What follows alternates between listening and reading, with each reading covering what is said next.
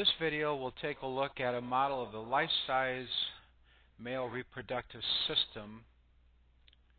This space here is the abdominal cavity, of course, with the intestines not present. The bone here is the sacrum, the red is the red marrow or the hematopoietic tissue, and that at the top of the picture there would be the fifth lumbar vertebrae or L5. Now looking close up at the male genitalia. The tip of the penis here, called the glans penis, this is what it looks like circumcised with the foreskin removed. This tube is referred to as the shaft of the penis. And then the scrotum is a sac right there that keeps the testicle protected and outside of the abdominal cavity. The testes are sometimes called testicle right there, where spermatogenesis occurs. And then the tubules in there connect to the epididymis, which is a collection of tubules, and then they in turn will coalesce to form one tubule called the vas deferens or ductus deferens that goes up there along the pointer. Here with the shaft of the penis open, there would be the glans penis, very vascular tissue. The tube here is the urethra. It's the penile urethra that carries both semen and urine.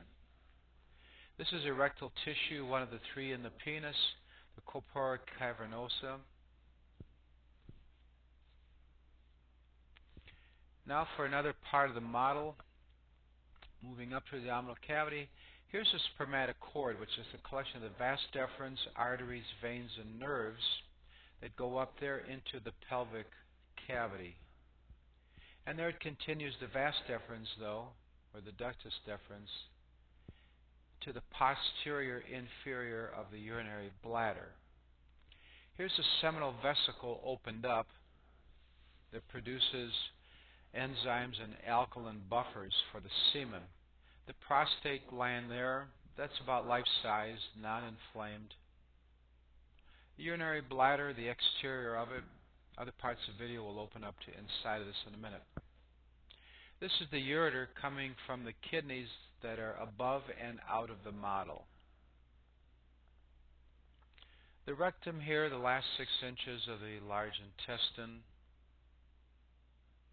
Now opening up the model. Here's a continuation of the vas deferens at the seminal vesicle, that combination there.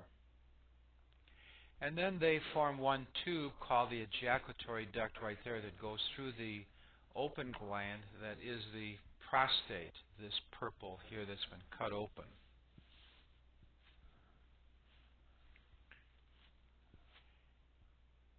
And here it again is the ejaculatory duct, taking a look inside.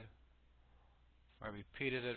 The bladder here opened up, containing, in this case, enlarged, which would have had a lot of urine in it in the model.